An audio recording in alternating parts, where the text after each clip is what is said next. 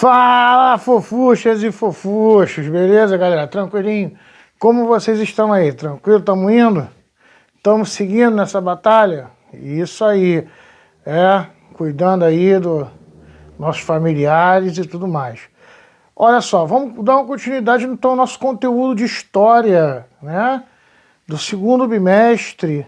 Só lembrando aqui que a gente está vendo o período que a gente falou aqui, só relembrando, né? Que a gente está vendo aqui o período que a gente chama de República Oligárquica, que é o período governado pelos fazendeiros, né? De café. Aí tem a política do café com leite, tem aquela união, a gente discutiu aqui, quando ela acontece, né? A união aí de Minas Gerais, o Partido Republicano Mineiro com o Partido Republicano Paulista, os paulistas do café e os mineiros do gado, eles se unem para eleger presidente e ficar se alternando no poder. E nós começamos a ver aqui que dentro desse período ele vai ocorrer aí revoltas, né? E nós classificamos essas revoltas em revoltas urbanas e revoltas rurais. As urbanas nós vimos aqui na última aula, pelo menos as primeiras, as revoltas aqui, as primeiras revoltas urbanas. Depois a gente vai falar do tenentismo, do movimento tenentista. Hoje a gente vai começar já a preparar isso aí pra gente, o do movimento tenentista, tá? Mas aí já é um período pós Primeira Guerra Mundial. Aí a gente já discute o tenentismo, é um período já pós Primeira Guerra Mundial. E a gente está vendo aqui as revoltas urbanas antes da Primeira Guerra Mundial. Que aí a gente falou aqui, ó, falamos aqui da revolta da Chibata, dos navios, no governo Hermes da Fonseca, e falamos, no governo Rodrigues Alves, que é a revolta da vacina com Oswaldo Cruz. Aí vocês viram isso em SUS, enfermagem, estão vendo aí de novo em história, discutimos aqui esse conteúdo. Beleza, vamos agora para as revoltas rurais. As revoltas rurais, a gente divide elas em dois grupos. Revoltas que são messiânicas e revolta não messiânica. Vamos entender esse messianismo, até porque é uma discussão aí entre alguns autores sobre uma revolta de Juazeiro, a gente vai discutir aqui. O caráter messiânico das revoltas. Vamos lá. O que é uma revolta messiânica, André?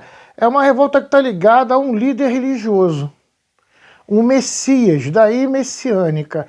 Aquele cara que vai carregar a população para a terra prometida. Então, tem uma característica muito forte no messianismo, nessa ideia, né, do abraonismo, né? A ideia aí de procurar uma terra prometida por Deus, a terra para o pobre, a terra prometida para o pobre. A gente vai ver que em duas dessas revoltas, elas têm um caráter muito forte. Há essa presença. Até por uma coisa que a gente chama de sebastianismo.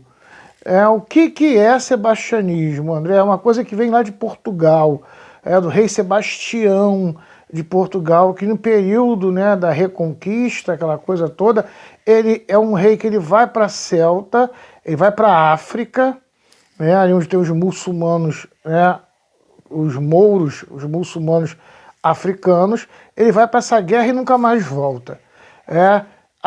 Historiograficamente, a gente tem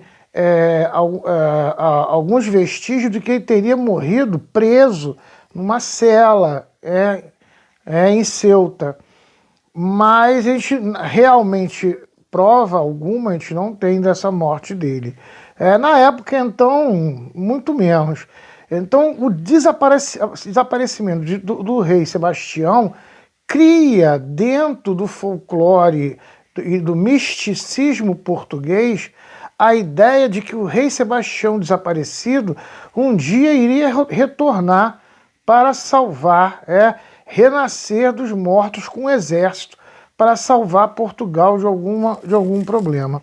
Esse mito sebastianista do retorno aí de Sebastião, de uma ressurreição, da vinda para salvar a galera, você vai encontrar isso muito, principalmente no Contestado, na revolta do Contestado que a gente vai estar falando aqui, e na revolta de Canudos, na Guerra de Canudos.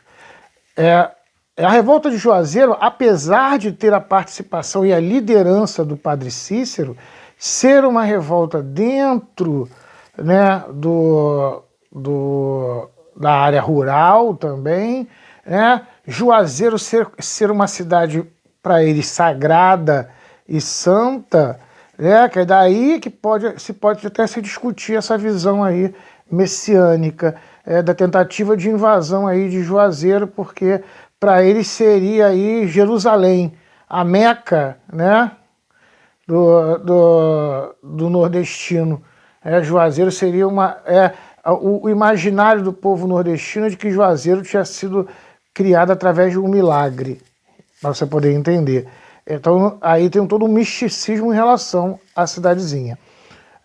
Então essa tomada de Juazeiro, de repente aí, você pode até se colocar aí o caráter messiânico. Agora a ideia do Padre Cícero como um líder religioso que levaria esse povo à Terra Prometida, onde haveria uma repartição de terras, aí não condiz.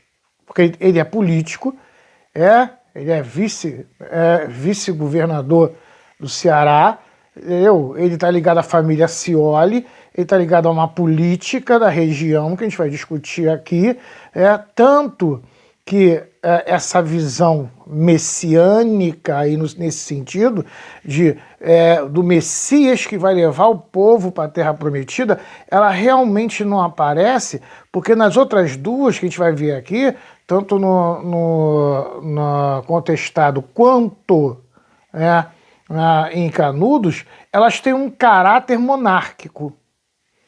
Por que esse caráter monárquico, André? Porque aí vai te lembrar a matéria do segundo ano, matéria do primeiro ano. A monarquia é um poder divino. Deus, através do Papa, deu a coroa para Dom Pedro governar o Brasil.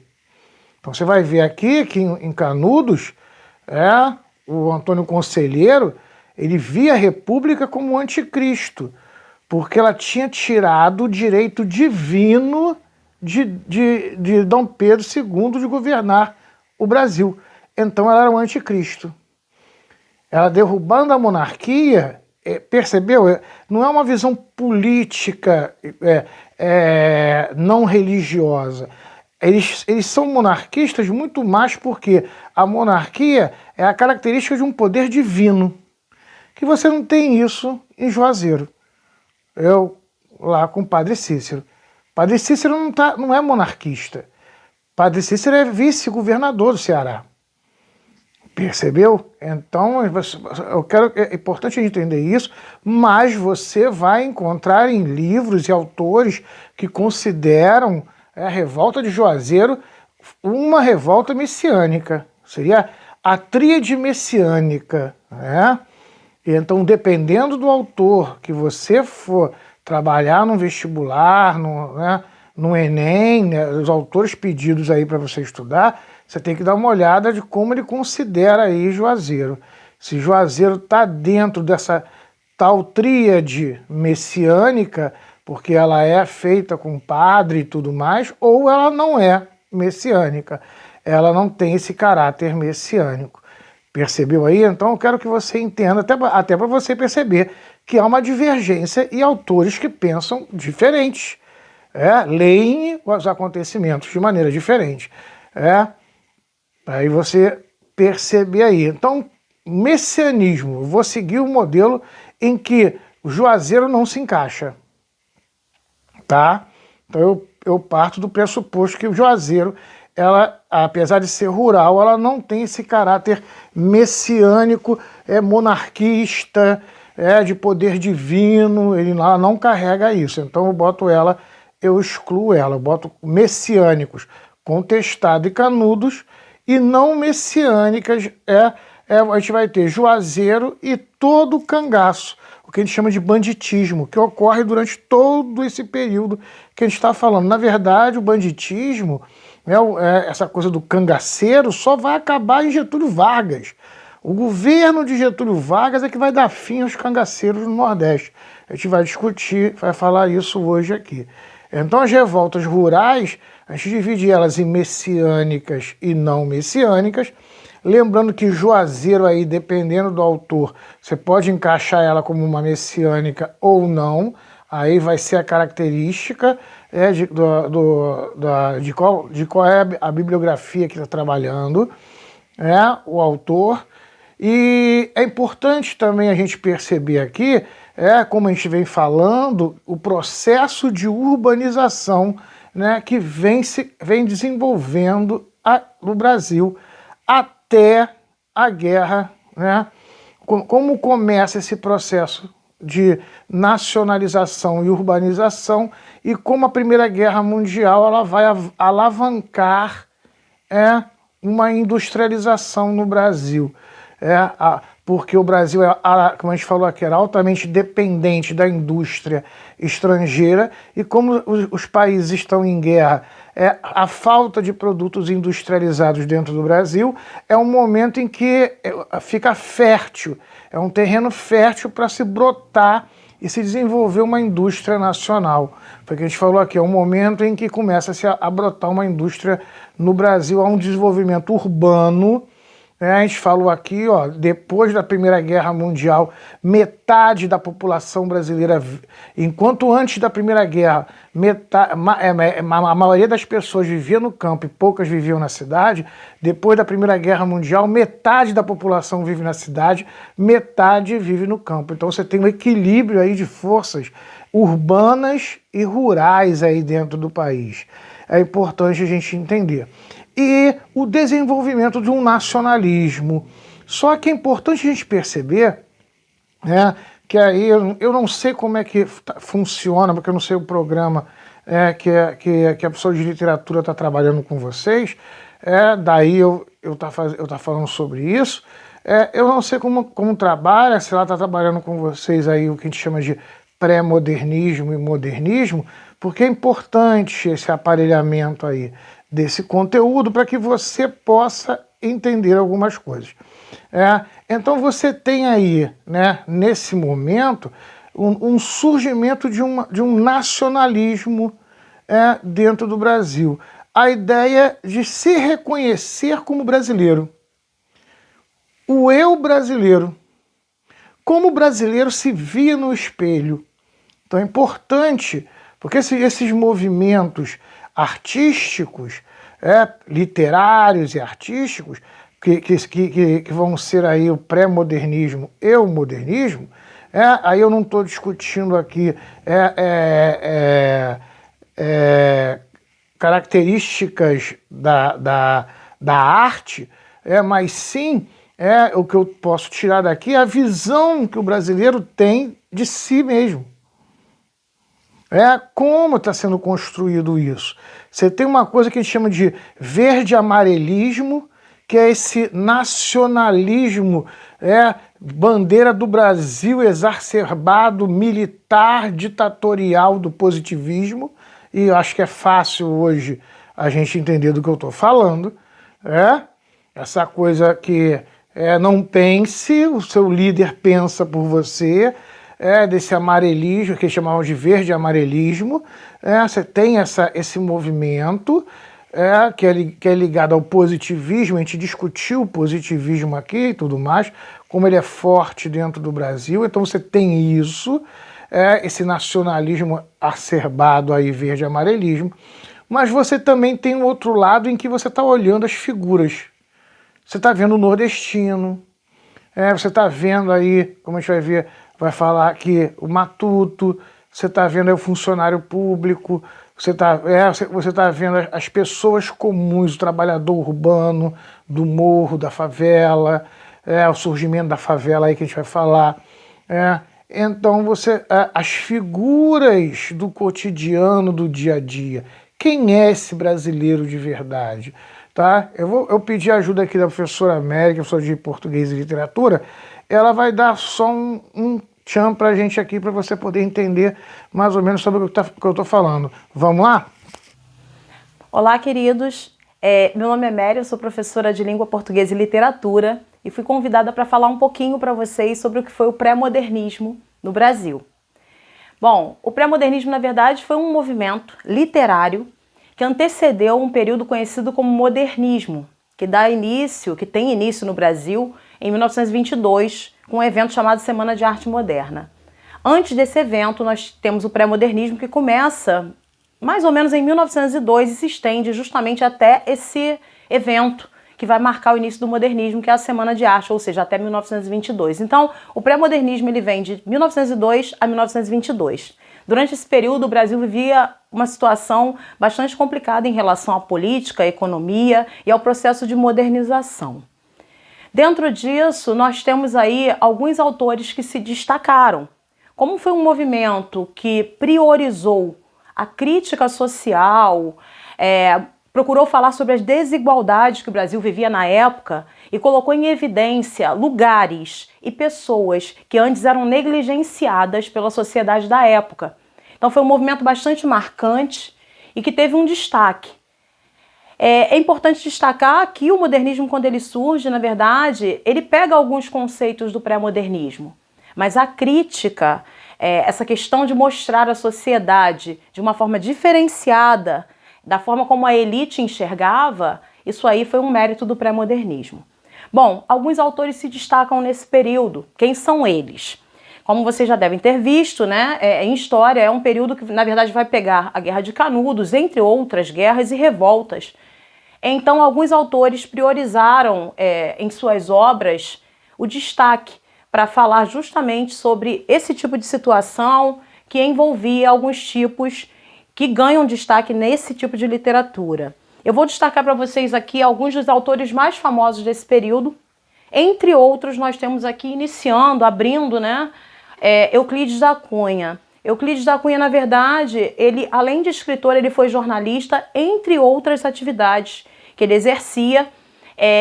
Ele, na verdade, foi convidado a retratar a Guerra de Canudos, né, que aconteceu no interior da Bahia, e vocês devem ter visto isso com mais ênfase em história. Eu não estou aqui para falar da guerra em si, mas de como Euclides vai cobrir esse evento e o que ele descobre quando ele encontra numa terra tão árida que é o sertão da Bahia.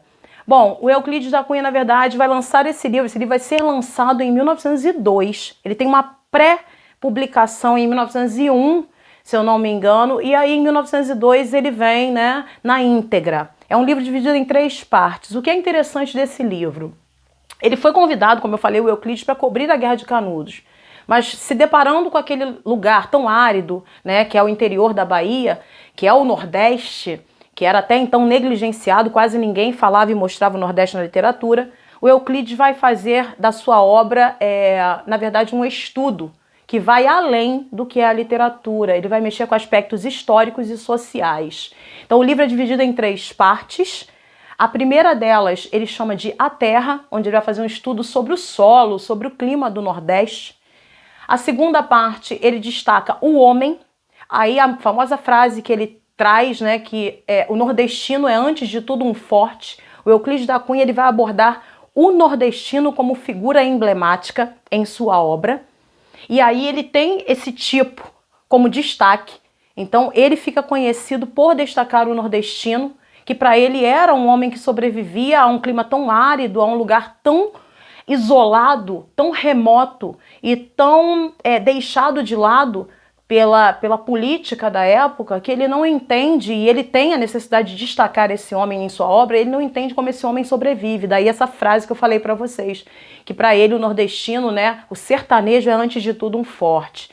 E aí ele dedica a segunda parte da sua obra a esse homem. Então com ele nós temos aí como uma das figuras que vão marcar o povo brasileiro, o nordestino. A terceira parte da obra, como eu falei para vocês, ele foi convidado para cobrir a Guerra de Canudos. A terceira parte aí, então, ele dedica a essa guerra e ele chama essa terceira parte de A Luta. Então, a obra Os Sertões foi a obra que deu um destaque para Euclides, tem essas 3 partes e na segunda ele vai destacar o nordestino como uma figura emblemática aí. Então, o primeiro tipo que antes negligenciado ganha destaque na literatura, né, e ganha ênfase, na verdade, para uma crítica social é o nordestino visto por Euclides da Cunha. Tá? Ele teve um fim trágico, é legal vocês depois pesquisarem um pouquinho sobre a vida dele.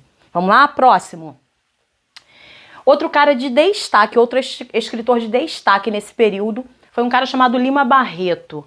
Lima Barreto teve uma vida bastante sofrida, primeiro pelo fato de ser mestiço, né? Isso na época era uma coisa bastante complicada, né? Eu falo até com os meus alunos que muitas vezes ser mestiço era pior do que ser negro na época, porque as pessoas entendiam que o mestiço ele era filho, na verdade era fruto de um caso, de um relacionamento às vezes abusivo. Por quê? O mestiço ele era filho de branco com negro, então na maioria das vezes as pessoas mulatas eram filhas de mulheres negras que eram abusadas por seus patrões. A gente está falando aqui de início do século XX, tá, gente? Então é um período muito recente, depois da escravatura, da abolição da escravatura. Então, o Euclides ele é mestiço. Isso para ele já era uma coisa na época que o deixava numa situação bastante complicada.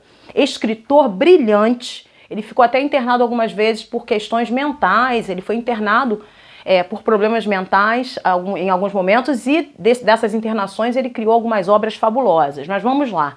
Falando do Euclides, do Lima Barreto, uma das obras dele de maior destaque, que inclusive a UERJ está pedindo esse ano em seu vestibular, é a obra chamada O Triste Fim de Policarpo Quaresma. A gente está falando aqui de tipos brasileiros que vão se destacar durante esse período aí de início do século XX, né? Saindo aí de um final do século XIX, o início do século XX bastante conturbado, enfim. Então, comentei sobre o Euclides, que destaca o nordestino. O Lima Barreto ele vai destacar em sua obra, na verdade, os tipos urbanos. Mais precisamente aí um cara chamado Policarpo Quaresma. Essa obra é crítica, ela vai falar justamente sobre um nacionalismo romantizado, né, que na época era mal visto. Como eu falei, o pré-modernismo ele traz uma crítica social, ele vai mostrar as desigualdades, ele vai colocar em evidência tudo que era negligenciado anteriormente. Então, quando o Lima Barreto escreve essa obra, ele destaca o Policarpo como personagem, um cara que, na verdade, tem um nacionalismo exacerbado, exagerado, chega a ser cego. O destaque para o Lima Barreto é que, enquanto o Euclides ele foca o Nordeste e o nordestino como personagem, o Lima Barreto ele vai se valer dos tipos urbanos antes marginalizados. Que tipos são esses? O funcionário público, né? Os tipos comuns do dia a dia. Ué, professora, funcionário público era marginalizado na época? Sim, tá? Na verdade, bonito era você ter posses, era você herdar alguma coisa. Ser funcionário público, que hoje em dia é o grande, né, a grande utopia de muita gente, é o grande sonho, naquela época era uma coisa mal vista. Então, o Lima Barreto ele se destaca para os tipos da periferia. Ele vai, as periferias começam a surgir nesse período, as favelas, né? E aí ele vai retratar esses tipos que viviam no meio urbano. Então, destaque aí para essa obra, que é uma crítica em relação a um nacionalismo exagerado. O Policarpo ele se ilude com o governo da época e no final ele se desilude. Não estou dando spoiler, tá, gente? Mas então fica aí o Lima Barreto destacando os tipos comuns do dia a dia, os tipos até então marginalizados. Funcionário público, o homem do dia a dia, o bêbado, a prostituta, enfim, os tipos do dia a dia, ok? Seguindo aí. Próximo, Monteiro Lobato. Professora, esse eu conheço, é aquele cara do Sítio do Pica-Pau Amarelo, né? Legal, sim. Só que o Monteiro Lobato, antes mesmo de se dedicar à literatura infanto-juvenil com o Sítio do Pica-Pau, ele tem várias obras, né? Ele é contemporâneo de todos esses artistas que eu falei para vocês, de todos esses escritores aí. E ele teve uma importância muito grande, ele tinha uma crítica bastante aguçada, ele pertence também a esse período chamado de pré-modernismo, então foi o que eu falei com vocês, a crítica social está em evidência, aí, as desigualdades, as mazelas que a sociedade, que o país vivia nesse período. E o Monteiro, ele tem, entre muitas obras, uma obra chamada Urupês, que eu coloquei de destaque aqui para vocês. Essa obra é uma obra de contos, tá? E aí o que acontece? O último conto dessa obra é o conto chamado justamente Urupês. Urupês, para quem quiser depois pesquisar aí, é um tipo de cogumelo. Ele tem outros nomes também, mas é aquele cogumelo que geralmente dá em madeira, que muitos chamam até de parasita. Por que ele deu esse nome à obra e por que ele deu esse nome ao último conto do livro, que é o mais famoso, tá? Nesse último conto tem uma figura que o Monteiro Lobato destaca como sendo um brasileiro típico do interior. Esse cara é o Jeca Tatu. É uma personagem que ele cria, desculpa usar a palavra personagem no feminino, é que preferencialmente seria, tá? Mas pode se usar no masculino também. Então, Jeca Tatu, na verdade, é uma personagem que vai, entre aspas, lembrar, na visão do Monteiro, o brasileiro, aquele que, na verdade, está ali isolado, no fim do mundo, morando no interior, alheio às coisas, meio que até preguiçoso. Então, na época, quando ele escreve esse livro, ele faz uma crítica à nação brasileira, né, a alguns brasileiros que pouco se importavam e nem sabiam o que estava acontecendo no Brasil de verdade. E algumas pessoas até criticaram essa postura dele, mas foi o que eu falei, era um movimento crítico, né? O Monteiro ele foi até um pouquinho exagerado em algumas situações, foi acusado mais para frente de umas situações racistas, ele tem obras que mostram isso aí, foi o que eu falei, isso aí é bem antes de escrever O Sítio do Pica-Pau, que foi considerada uma das obras infanto-juvenis mais brilhantes aí da nossa história, mas ele tem esse aspecto crítico. Então nessa obra ele destaca o personagem chamado Jeca Tatu. O Jeca, na verdade, era o cara caboclo, que é o tipo que ele vai dar destaque nas suas obras, né? Então, as obras dele, na verdade, se passam, na maioria das vezes, no interior de São Paulo, que é de onde ele vem, ele é de Taubaté. E aí ele coloca esse interior, em algumas obras ele fala sobre a ascensão e queda do café, das plantações de café, das fazendas de café. E na obra Urupês, que é uma obra de contos, ele vai colocar o lado místico do brasileiro, essa coisa do caboclo interiorano, né? Aquela coisa da simpatia, da lenda, das crendices, que na visão do Monteiro, nessa obra, é uma coisa atrasada. Então, ele ao mesmo tempo que ele coloca isso aí como ênfase, é como se ele estivesse colocando para criticar e não para valorizar. Então nós teríamos 3 tipos marcantes aí no pré-modernismo, né? Mostrado por esses artistas aí, esses escritores. O primeiro deles vem com Euclides da Cunha, que é o sertanejo nordestino. Segundo, com Lima Barreto, os tipos urbanos marginalizados, aqueles tipos comuns que nós topamos com eles no dia a dia e somos também parte deles, né? Enfim, e no caso Monteiro Lobato com o caboclo interiorano visto de uma forma pejorativa, né? Taxado muitas vezes como preguiçoso, como alheio ao mundo, é o caboclo interiorano. Esses 3 tipos eles vão compor de maneira crítica o cenário do que seria o Brasil e o brasileiro da época. Foi o que eu falei, numa visão crítica, emblemática, né, mostrando situações que até então eram negligenciadas. Então esses tipos nunca apareceriam na literatura e historicamente falando eles não teriam destaque, eles passam a ganhar destaque nesse período chamado pré-modernismo. Falei, além de período literário, foi um período histórico muito marcante, ok? Espero ter ajudado, um abraço para vocês. Beleza, galera, foi aí? Tranquilo? Então a gente já deu para perceber aí as figuras, os estereótipos de brasileiro que existem. Nem nada muito diferente de hoje, né? Aquela coisa toda o país aí, até fala aí do Jeca Tatu, né?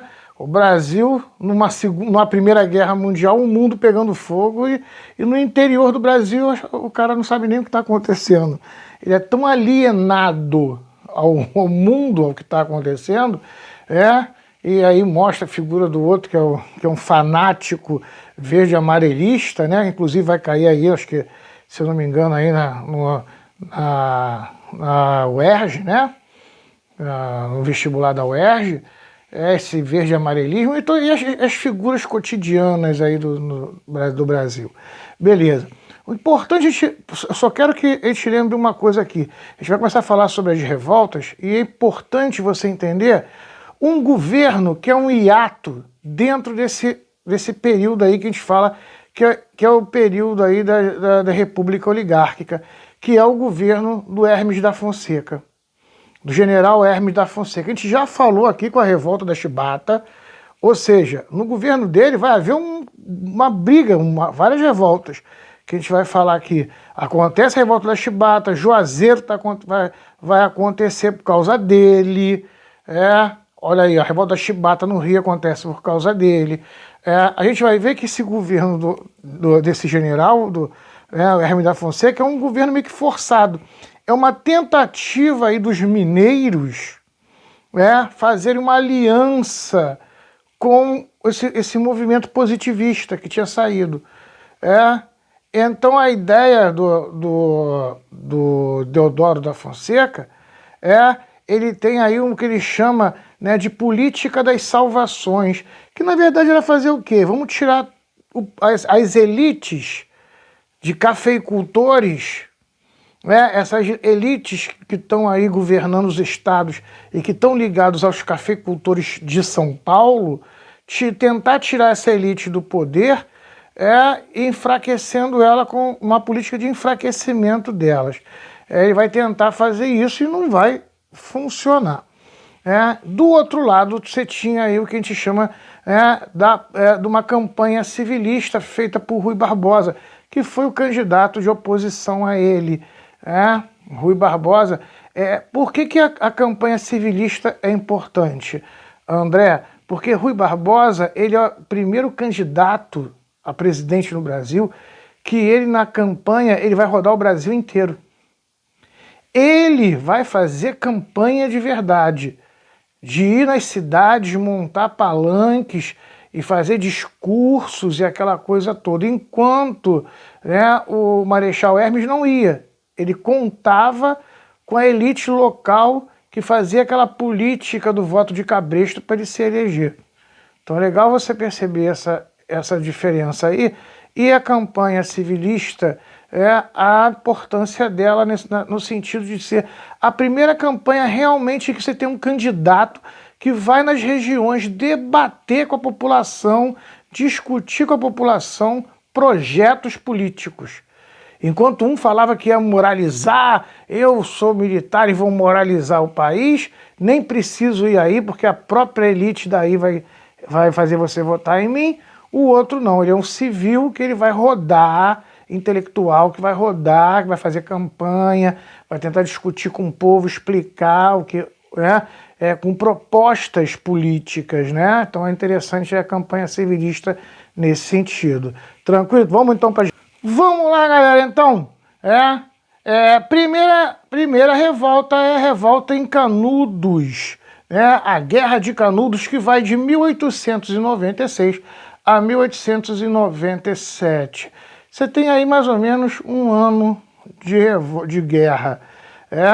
E quem era presidente na época, o Prudente de Moraes, e ela vai ocorrer no sertão da Bahia, no interior, lá no cangaçozão da Bahia, vai surgir a cidade de Canudos, que ela vai ser a segunda maior cidade da Bahia, só perdendo para a capital Salvador em relação a tamanho de população. Mas eu queria, antes da gente começar a falar, inclusive eu pedi para vocês e passei como trabalho para vocês assistir o filme Canudos.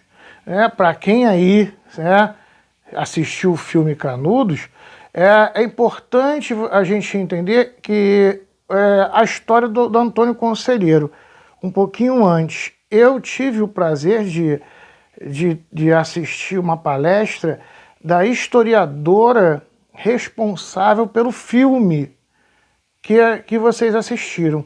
Ela que fez todo o levantamento historiográfico para que fosse feito o filme, baseado no trabalho dessa historiadora. Mas na época eu estava na faculdade e ela já era bem idosa. E ela explica o seguinte: no sertão, para você entender essa estrutura, no sertão, quando os padres jesuítas chegaram, e a região era uma região muito pobre, de seca e dificuldade de sobrevivência, e os jesuítas, aí você tem que entender que os padres jesuítas são como fossem soldados de Cristo, porque eles são treinados militarmente para sobreviver em mata, para dar tiro, esse tipo de coisa.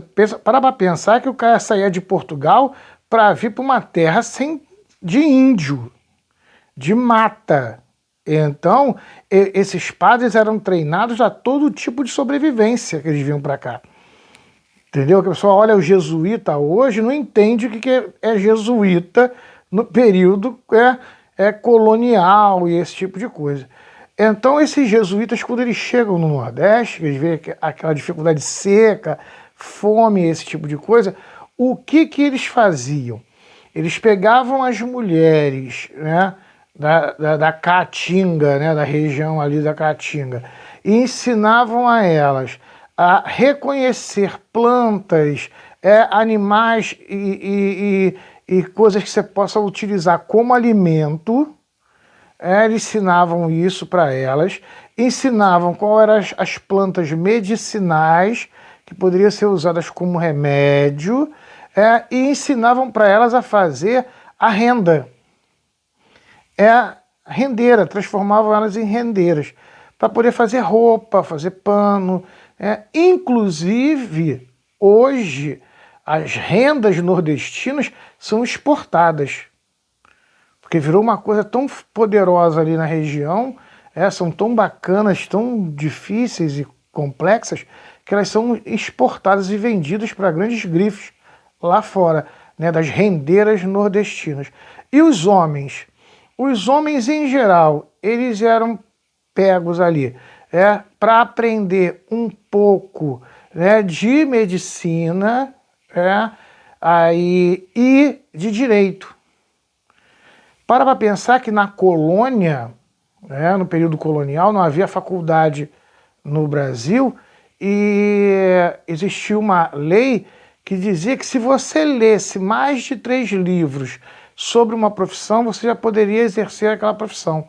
Daí o Tiradentes, que não era um dentista formado, ele era só um tiradentes, ele sabia tirar dentes. Ele leu livros de odontologia e tirava dentes. Então você tinha um tiradentes, porque um dentista era uma coisa muito difícil, muito cara de se ter. Então você tinha o cara que era tiradentes. Estou dando só um exemplo para você poder entender o que eu estou falando. Então o cara aprendia certas técnicas de direito, em relação ali à medicina também, algumas coisas, em relação até a plantas também, identificar plantas, esse tipo de coisa. Por que eu expliquei isso? Porque agora você vai entender que Antônio Conselheiro ele era um beato que vivia dentro da igreja católica, em uma igreja jesuíta, em que ensinava para ele conhecimentos básicos jurídicos da região, em que ensinava a ele coisas importantes em relação à saúde. Então, para você entender quem é Antônio Conselheiro.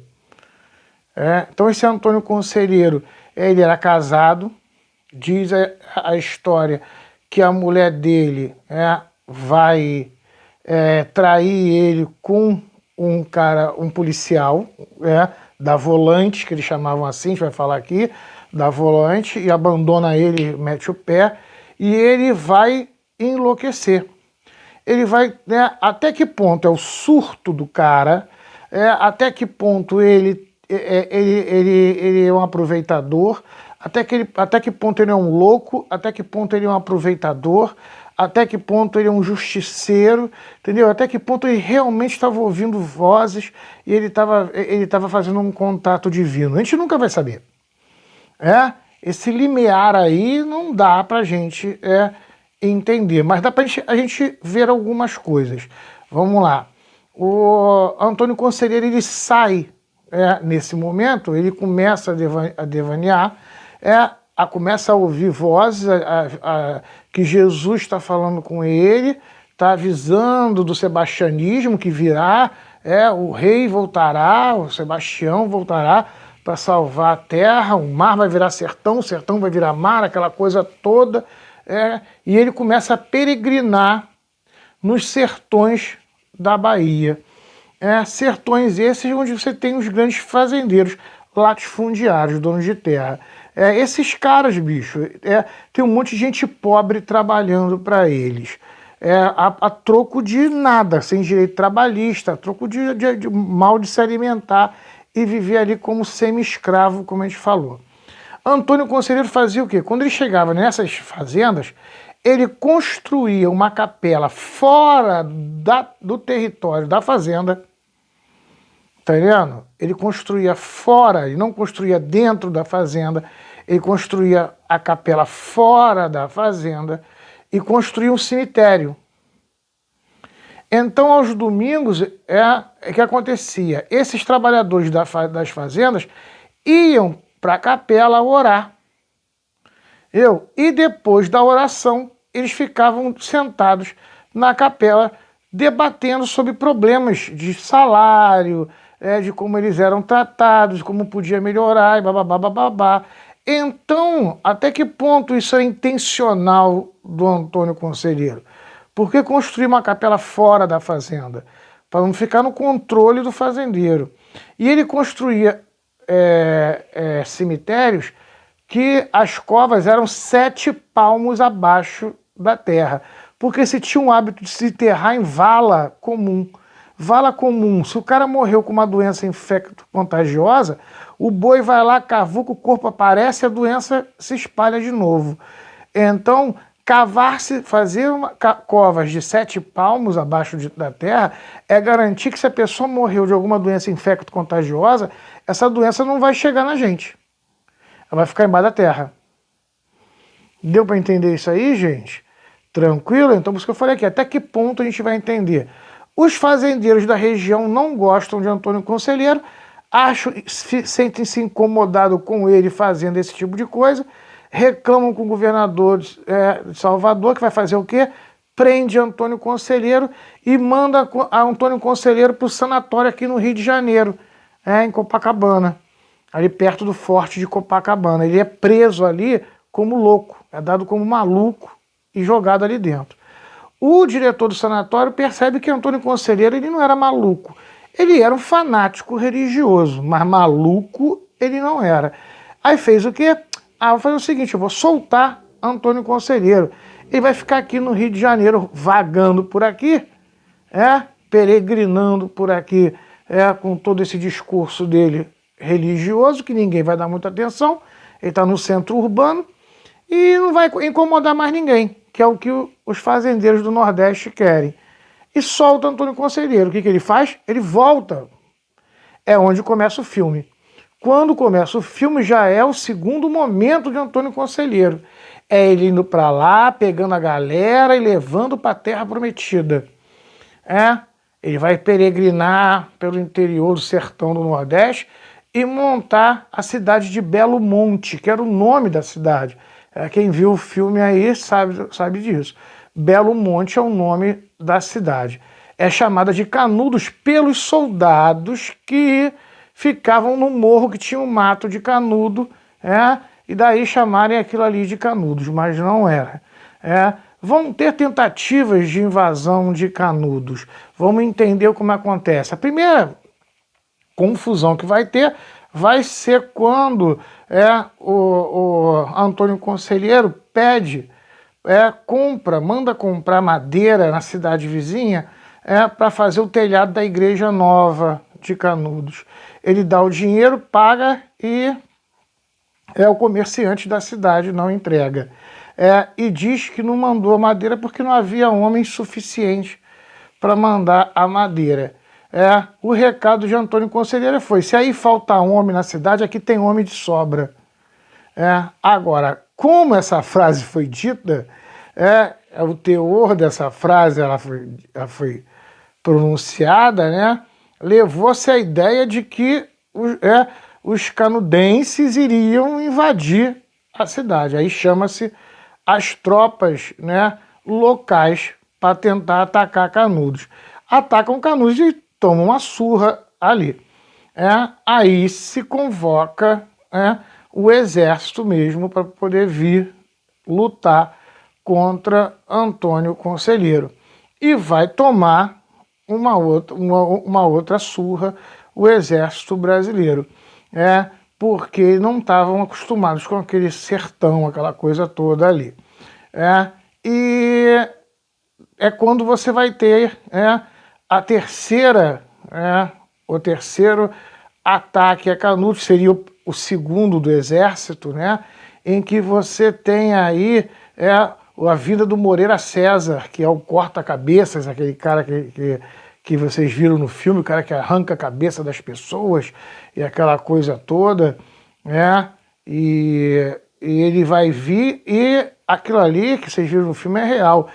O plano de ataque era esperar para no outro dia começar a bombardear. E ele olhou a cidadezinha, achou aquilo ali fraco, muito fraco, achou que conseguiria ganhar eles fácil ali. Ele não consegue, ele é derrubado. É no quarto ataque em que o exército brasileiro, numa conjunção de forças, consegue aí derrubar Canudos, mata-se, né, Antônio Conselheiro, corta-se a cabeça de Antônio Conselheiro e passa com a cabeça nas cidades todas para o pessoal ver, né? Naquela época tinha essa coisa, né?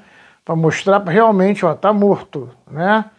Esse aí não volta, não ressuscita não, tá morto.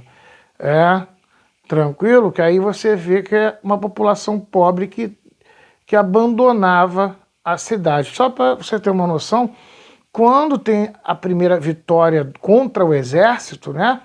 Que aí eles chamam de quatro fogos, né? Aquela coisa toda. Quando se tem a primeira vitória contra o exército, há um alvoroço, né? Tanto no Nordeste quanto no Rio de Janeiro, na capital. Enquanto no Nordeste há o alvoroço de que Antônio Conselheiro venceu o exército e ele é realmente um abençoado de Deus e que se eu for para lá eu vou ganhar um pedaço de terra, a maioria dos trabalhadores pobres começam a abandonar as fazendas e peregrinar para Canudos. Porque Antônio Conselheiro falava, não, aqui não tem cachaça nem bordel. Aqui você vem, pega um pedacinho de terra que você quiser pegar, você não precisa pagar nada, entendendo? Aqui se você vai trabalhar, o que você produzir é teu. Ele só pede que você doe uma parte do que você produziu para a igreja, para ajudar os velhos, os aleijados, esse tipo de coisa. Tranquilo? Então o cara pensava assim, se eu for para Canudos eu não vou ganhar muita coisa. Mas eu também trabalhando aqui, pro meu patrão, eu não ganho nada. Então eu prefiro produzir lá, porque lá o que eu produzir é meu, aqui eu tenho que dar para o patrão. Percebeu? Então há um esvaziamento das fazendas, né, na Bahia, na região ali, de trabalhadores que vão todos para Canudos. Para pegar um pedaço de terra para viver. Olha aí. E isso no Rio de Janeiro vai soar como comunismo. E maluco, é esse aí que está dando terra de graça para os outros. Já se dizia que haviam comunistas vindo para o Brasil ensinar Antônio Conselheiro a lutar contra o exército e fazer uma revolta comunista. E Antônio Conselheiro, e pelo contrário, ele tinha uma visão monarquista. Foi o que a gente falou aqui no começo. Ele achava a república o anticristo. Porque Deus é que deu a Dom Pedro II o divino poder de governar sobre o Brasil. Então a república é o anticristo. Então olha como é que era uma coisa difusa. Enquanto aqui no Rio de Janeiro os movimentos monarquistas estavam sendo atacados, a gente acreditando que ele era comunista, estava ligado com os comunistas para derrubar a república, enquanto isso lá no Nordeste a massa indo em direção a Canudos. Tranquilo aí, gente? Então a gente fechou aí com o Antônio Conselheiro e essa derrubada aí de Canudos. Vamos seguir. Vamos lá então, galera, para nossa segunda revolta rural aí, Contestado. Primeiro aí, Contestado. Vamos tentar aí entender aí, Primeiro, a revolta que acontece no ano, mais ou menos aí, as batalhas acontecem no ano de 1912 e 1916, até 1916. Então ela vem antes, o problema vem antes, a gente vai ver aqui, mas as batalhas mesmo começam em 1912 e se estende até 1916. Então, olha aí, pega também o governo, né, da Marechal Hermes, né? 1910, 1914, está aí ele aí no meio dessa confusão aí também, né? Pegando aí o contestado como guerra.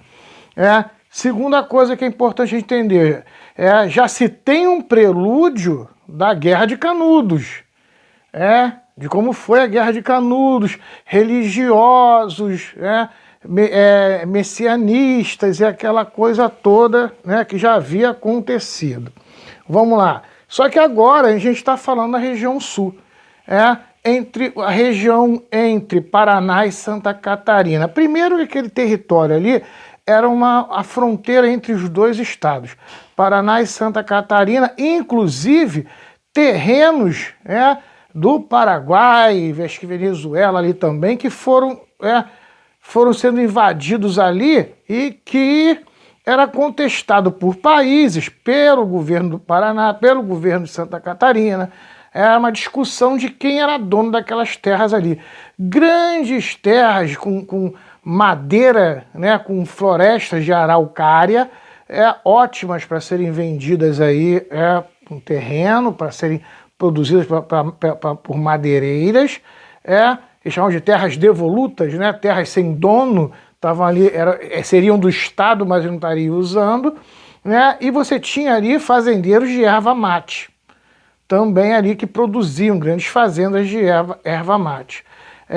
Aí você tem uma grande empresa aí, a Brasília Highway, que é uma empresa de capital internacional e nacional, que ela vai construir uma estrada de ferro. O governo contrata essa empresa para construir uma estrada de ferro que sairia dessa região, indo até o litoral de São Paulo para desembocar a produção, e um projeto até para o Rio de Janeiro também, chegada no Rio de Janeiro, mas que nunca chegou a terminar. Então esse processo aí de construção. Só que essa empresa ela ganharia 15 quilômetros para um lado, 15 quilômetros para o outro da estrada que seria deles. Então seria como um prêmio aí, esse pedaço de terra. Já começa aqui esse 15 quilômetros de um lado da linha de ferro e 15 quilômetros do outro, pega aí em fazenda dos outros. Então você vai ver fazendeiro ali com interesses ali, que negócio é esse pedaço de terra é meu. Isso já vai começar a gerar problemas também ali dentro em relação a isso, porque aí já invade terras do fazendeiro de mate e o cara já não está gostando daquilo. Há uma discussão aí em relação a isso. Fora que você tem um monte de gente pobre que vive por ali por dentro.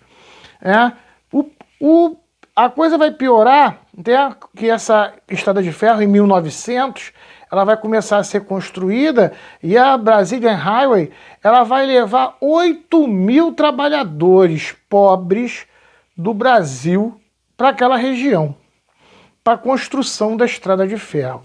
Sabe como é que é isso, né? Você leva engenheiro, você leva um monte de trabalhador pobre para enfiar pino, botar ferro para construir estrada de ferro. Acabou a construção, a empresa e os engenheiros vão embora. E a massa pobre que estava na construção ali, o cara não quer voltar. Ele não tem nem para onde voltar. Ele quer se fixar por ali mesmo.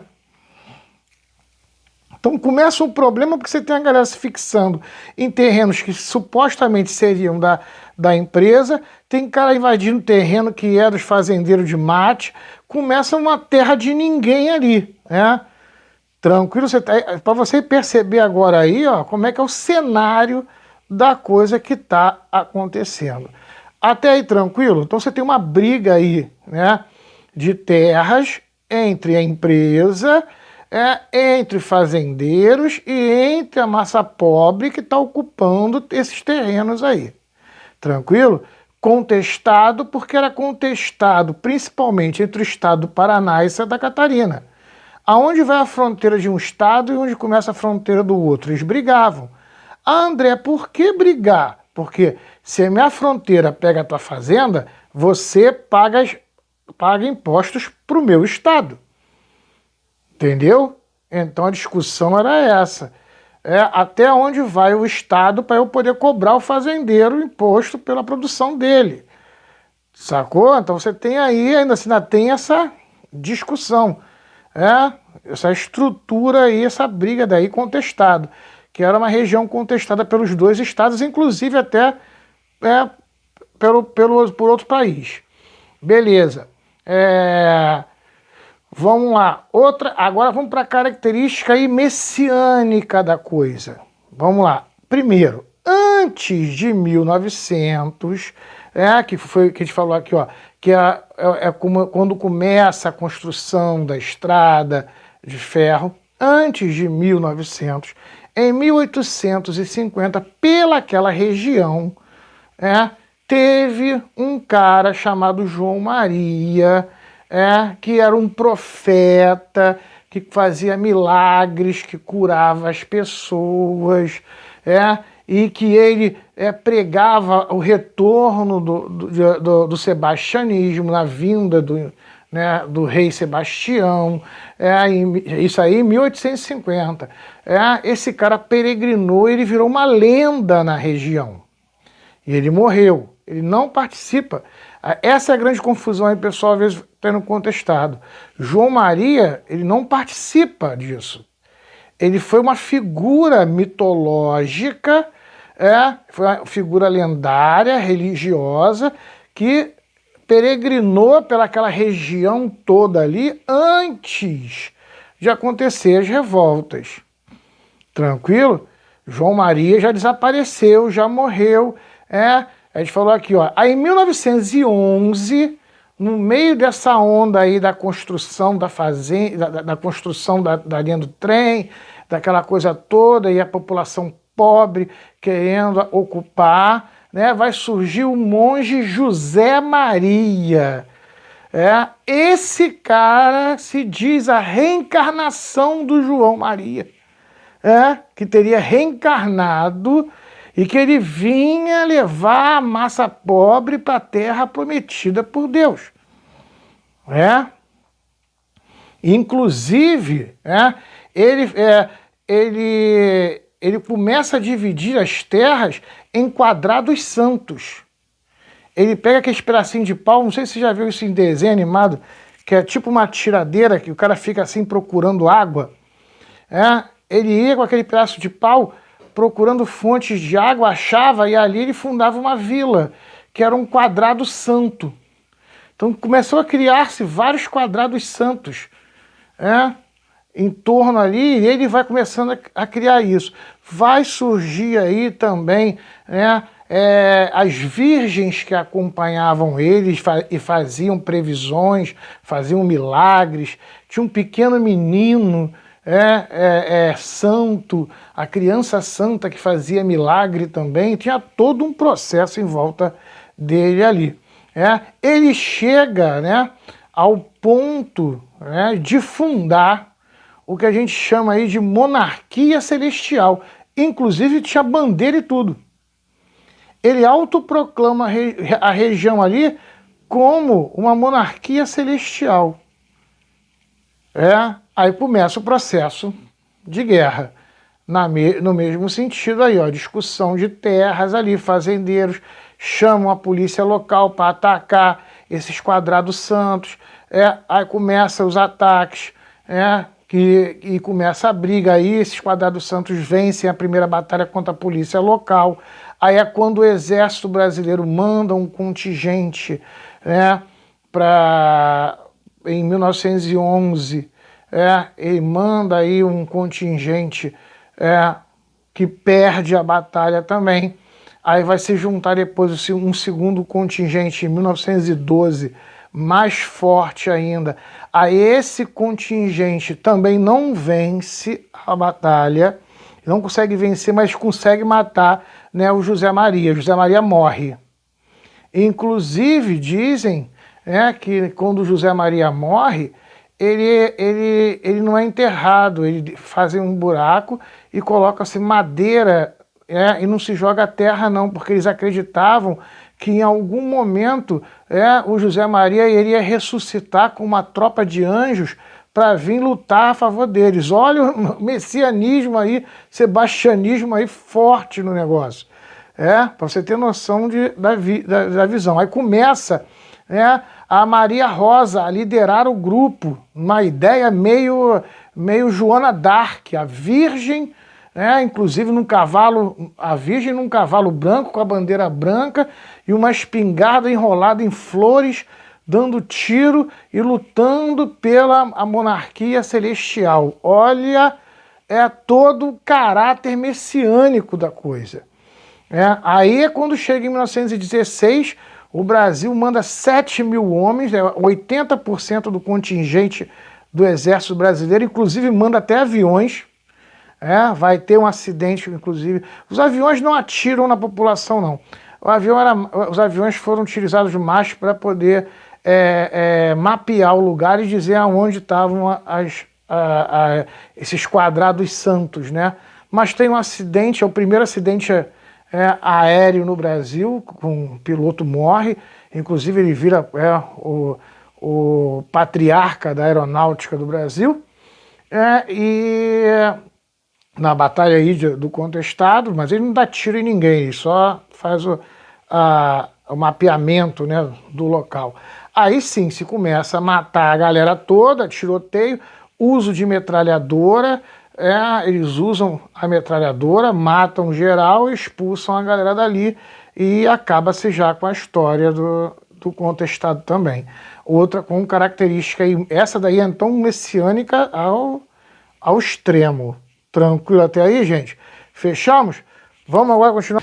Vamos lá, galera. Vamos agora para nossa terceira revolta aí, que é a revolta de Juazeiro, né? A do Romão Padrinho Padre Cícero, né? O Padre Cícero, né? Da cidade de Juazeiro, né? Ceará. E vamos entender aí essa revolta.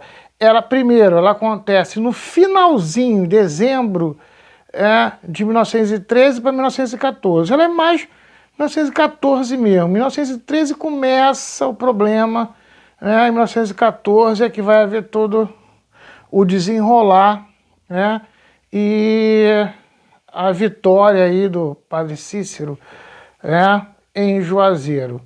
Que aí a gente vai entender aí como é que funciona esse processo. Primeiro, quem está governando, Marechal Hermes da Fonseca. Finalzinho do governo Marechal Hermes, com aquela política das salvações, ou seja, vamos tirar do poder as elites que apoiam os cafeicultores paulistas. Isso se dá, né, no Ceará, com a família Scioli, que fazia parte do grupo do Padre Cícero. Então, o que vai acontecer? Há uma tentativa de derrubada do governo, se derruba o governador que estava na época, para se colocar um militar positivista chamado Franco Rabelo.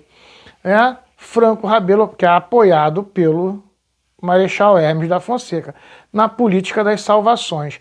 A ideia era dizimar o poder da família Scioli na região, que era contrária ao Marechal Hermes, era enfraquecer.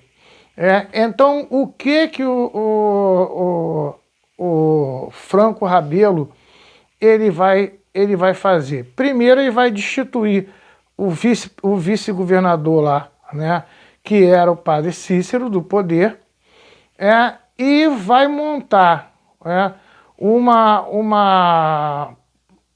uma caravana policial, que eles chamavam lá, né, uma volante, para ir prender os cangaceiros, os famosos cangaceiros que aterrorizavam a região. A gente vai falar daqui a pouco aqui, que é outra discussão aí, nesse movimento revisionista de tentar se fazer uma revisão da história, e aí se comete às vezes erros ou então visões assim distorcidas da coisa. Você não pode pegar todo mundo do banditismo, todo mundo que vivia no cangaço com armas, e botar todo mundo no mesmo balaio. Não que eles fossem bonzinhos, ou fossem heróis, ou fossem vilões. Até porque em algumas cidades, para algumas pessoas, eles eram heróis, para outros eles eram vilões. Mas independente disso, eu quero que você entenda o seguinte. Vamos lá. Existe uma diferença entre jagunçada e cangaceiro. Jagunço é aquele maluco que vivia nos sertões perambulando, mas ele trabalhava para um grande fazendeiro. Né? Para um grande fazendeiro. Então, com a desculpa de se atacar os cangaceiros, na verdade, se atacava, o Franco Rabelo ele queria atacar os jagunços da família Scioli e enfraquecer o poder dos Scioli na região. Estão entendendo? Sacou qual é a jogada aí?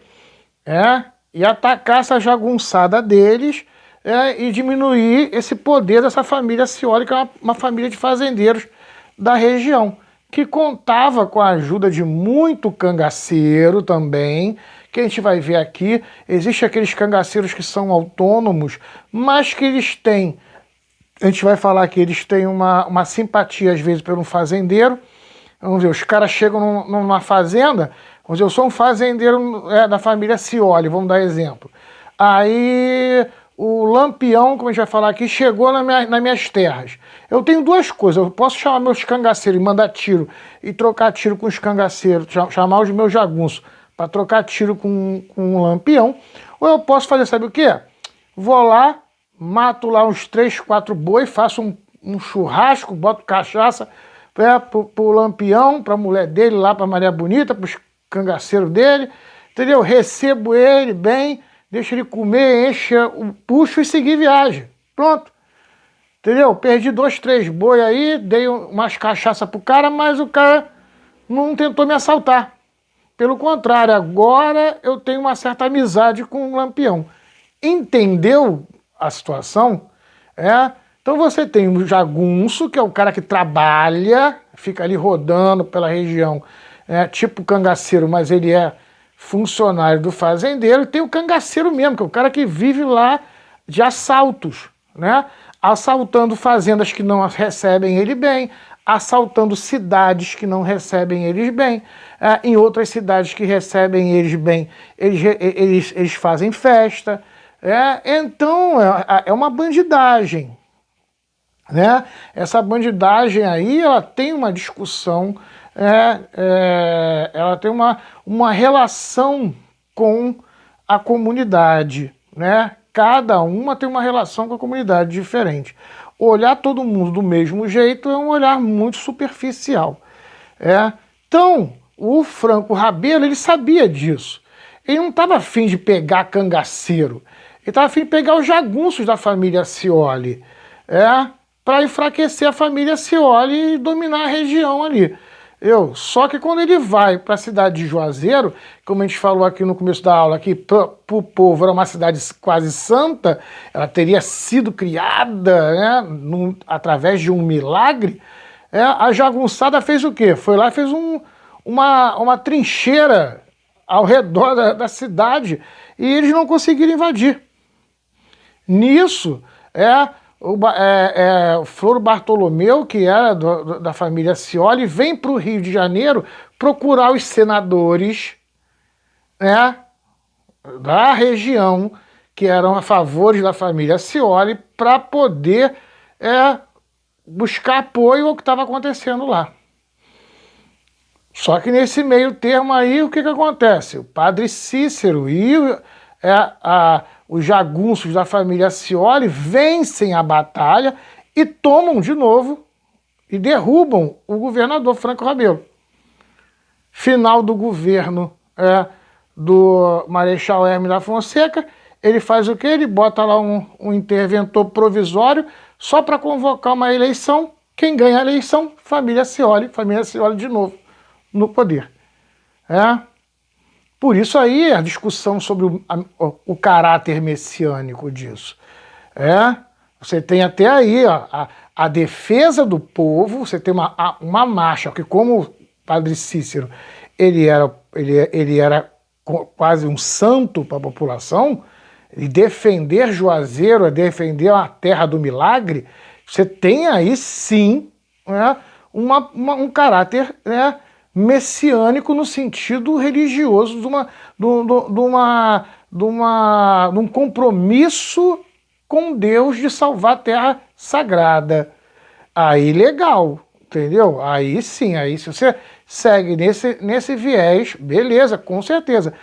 A população acreditava que Juazeiro era uma terra santa, era uma Meca do Nordeste, era uma Jerusalém do Nordeste, e que Padre Cícero fazia milagres, era miraculoso, e que era a luta contra o grande inimigo. Agora, não tinha o caráter sebastianista, o caráter da doação de terra, de levar para uma terra sagrada, doar uma terra santa para alguém. Essa visão que tinha nas outras não tem nessa, tá? Mas não deixa de ter um caráter aí de uma visão religiosa e messiânica nesse sentido também. Então daí os autores não estarem errados, só a perspectiva de você olhar para que lado o que é o messianismo para você na sua visão. Então aí, então Juazeiro ela fica sim ou não, dependendo da visão de cada autor, de como você enxerga aí esse messianismo. Tranquilo até aí, gente? Fechamos, que é importante você entender isso, que eu não sei qual autor, você vai fazer o vestibular, não sei qual autor que você vai pegar, então é legal você perceber isso. Apesar que eu acredito que se cobre esse tipo de coisa na prova, mas se não, fica esperto aí para você entender esse caráter messiânico de Juazeiro aí, aonde se encaixa esse caráter messiânico de Juazeiro. Vamos partir? Vamos lá, galera. Seguindo aí, para a gente fechar o conteúdo, vamos falar sobre o banditismo. Por que eu deixei o banditismo para o final, André? Porque o banditismo é esse período todo. Entendeu? Ele vai até Getúlio Vargas. Quando Getúlio Vargas vai atacar, vai terminar matando aí o Lampião e Maria Bonita, e se termina toda essa parte aí de banditismo aí do cangaço, no cangaço nordestino. Acontece entre o século XIX e o século XX, olha isso, né? Ao tempo de banditismo, de cangaço dentro do interior do Brasil.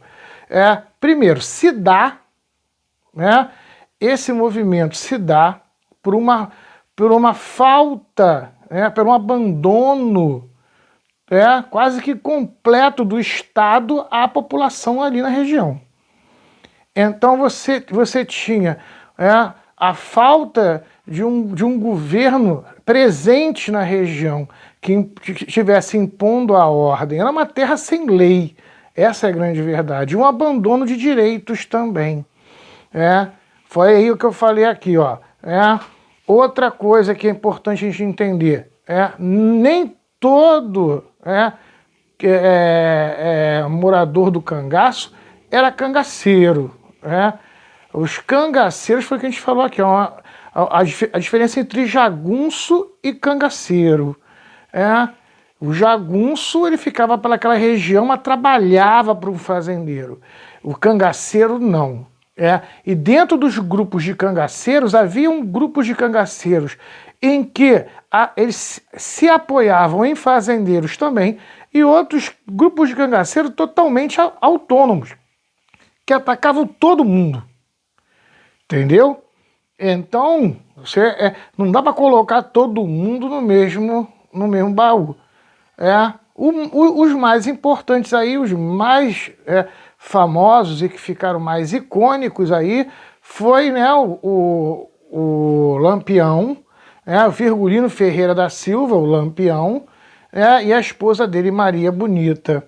Inclusive, a história de Maria Bonita, para você entender aí, é quando o Lampião ele chega numa cidade, que a cidade maltrata a tropa dele, os cangaceiros dele, tudo mais, ele ia atacar a cidade, ia matar uma porrada de gente, aquela coisa toda e tudo mais, e dentro dessa cidade tinha, isso é a história, a lenda que se conta de Maria Bonita.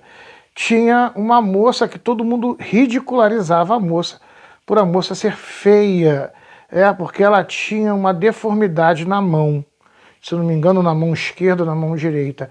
Ela tinha uma deformidade, então todo mundo ria da Maria, chamava ela de Maria Feia, porque ninguém ia querer casar com ela, porque ela tinha uma deformidade na mão, ela não servia, ela não prestava para nada. E pelo contrário, o Lampião chega ali e se encanta por ela, não, acaba não destruindo a cidade a pedido dela, e pega ela como esposa e passa daqui para frente chamar ela de Maria Bonita. Aí você percebe aí essa relação que você tem ali entre eles. Eu vi um trabalho, uma pesquisa científica, acompanhei isso, uma pesquisa científica sobre as mulheres dos cangaceiros. E é interessante que a partir desse momento, os cangaceiros começam a ter mulheres também. Esposas que seguem eles dentro do cangaço, vivendo aquela vida de cangaceiro. E é interessante que essa pesquisa, esse pesquisador, esse historiador, ele trabalha com as roupas dos cangaceiros, principalmente do grupo do Lampião. E elas eram muito cheias de rendas e bordados coloridos e bonitos, E o interessante era o seguinte, ele acaba descobrindo que aqueles bordados nas vestes dos cangaceiros, eles eram feitos pelas mulheres, principalmente por Maria Bonita e pelas companheiras delas ali, e aquilo ali é como se fosse uma medalha. Saca no exército, quando você faz alguma coisa, que você faz um ato heróico e você ganha uma medalha? Então quando algum cangaceiro fazia algum ato heróico para o grupo, elas bordavam alguma coisa naquela veste dele, para carregar, para mostrar para as pessoas. Quanto mais bordados daqueles você tivesse no seu colete, mais importante dentro do grupo de cangaceiros você era, porque mais feitos heróicos você tinha feito ali no grupo. Para você entender essa visão. Então não dá para você querer botar todos os cangaceiros no mesmo balaio.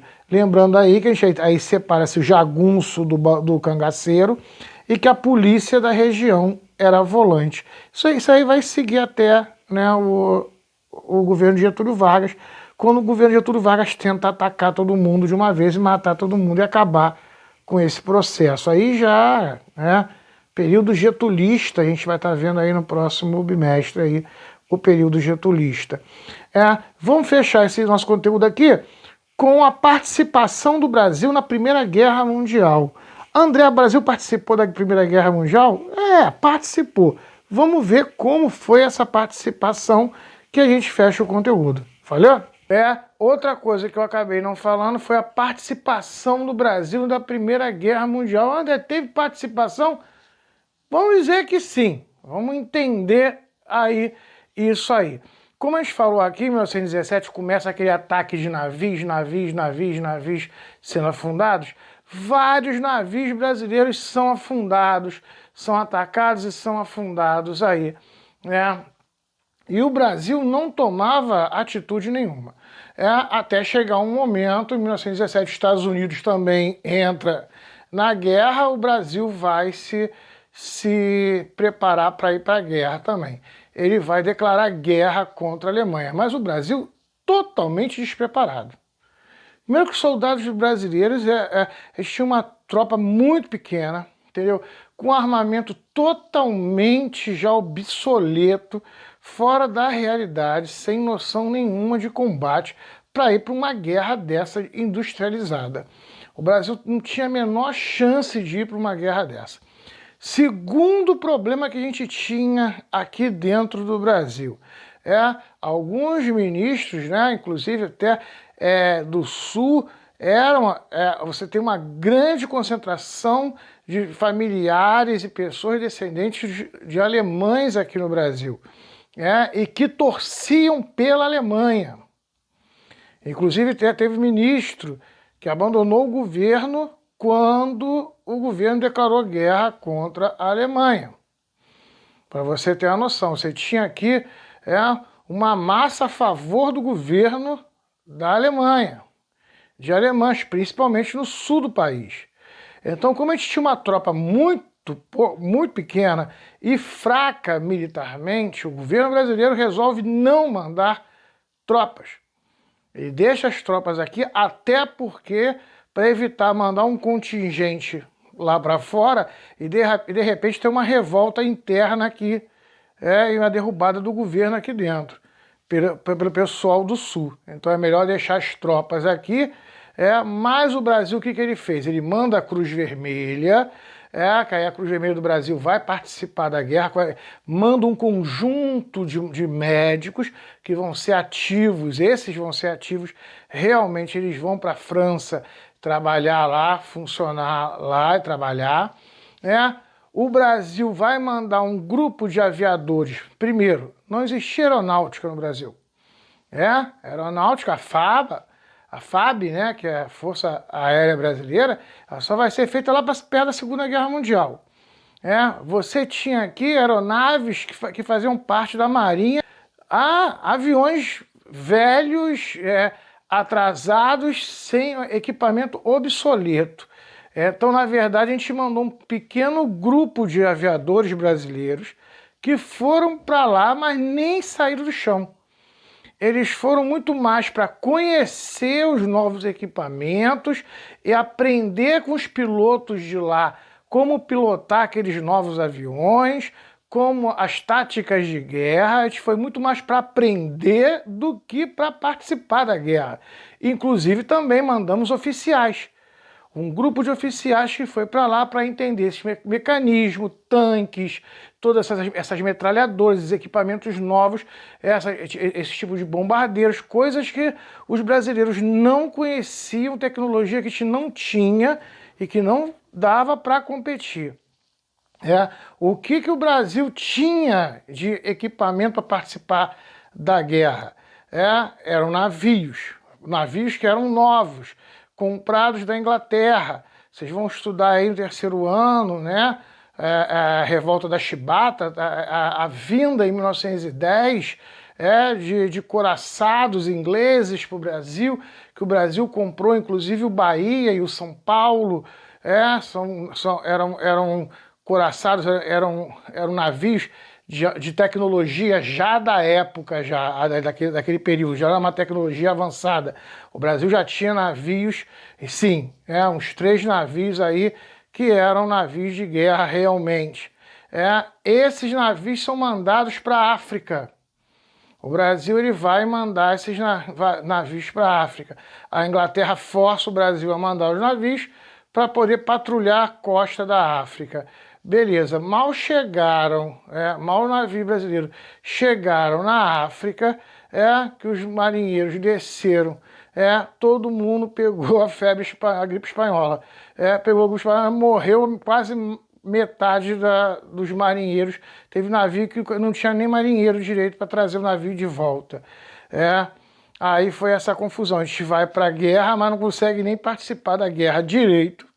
O que vai acontecer? Depois de sair, quando o Brasil consegue ajeitar e se preparar os navios, aí mandaram a gente para o estreito lá para ir para o Mediterrâneo. Vai para o Mediterrâneo, manda esses navios para o Mediterrâneo para continuar a guerra. Quando o Brasil o Brasil ele sai da África, vai em direção, os navios brasileiros vão em direção à África, naquele desespero, eles encontram submarinos alemães, vai haver um tiroteio em cima de submarinos alemães e, na verdade, não eram submarinos alemães, eram um cardume de doninhas.